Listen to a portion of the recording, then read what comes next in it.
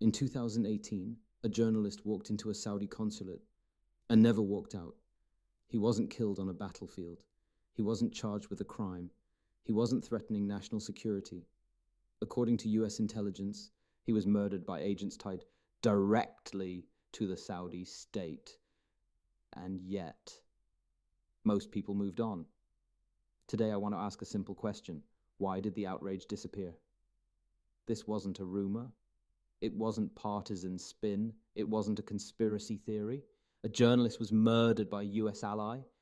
And for a political movement that talks constantly about free speech, tyranny, and moral clarity, the silence was striking. The question isn't whether people heard about it. Everyone heard about it. The question is why they stopped caring. Let me run a simple thought experiment. Imagine this exact same event, but committed by a different country. A journalist is lured into a diplomatic building, killed. His body disappears. Do you really believe the reaction would have been muted? Of course not. There would have been wall-to-wall coverage, calls for sanctions, endless commentary, evangelical leaders weighing in, social media outrage that never ends. But because the country involved was Saudi Arabia, the story faded. And that difference matters. Here's why. Saudi Arabia isn't just another ally. It sits on the world's largest proven oil reserves. Oil isn't just another commodity. It's the backbone of the global economy.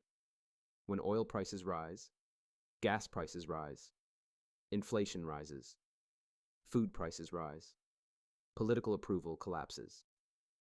Every administration knows this. Every political movement that wants to win elections knows this. That's why Saudi Arabia operates under a different moral standard. Condemning the murder of a journalist is easy, until it risks higher gas prices. At that point, outrage becomes expensive. During his presidency, Donald Trump defended Saudi Arabia after the murder. The argument was straightforward. They buy US weapons. They support American strategic interests. They help stabilize oil markets. Punishing them would hurt America. This was framed as realism, as strength, as America first. But let's be honest about what that really means. When morality conflicts with energy prices, energy wins. That's not America first. That's cheap energy first. This is especially uncomfortable when you look at the evangelical Christian right. Evangelicals often speak loudly about moral absolutes, free speech, religious liberty, standing against tyranny. Saudi Arabia has no free elections, no free press, criminalized dissent, no religious freedom. By their own standards, this regime should be indefensible.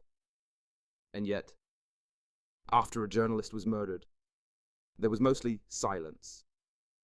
Oil doesn't just power cars. It powers selective morality. Some conservatives say Israel is held to a higher standard.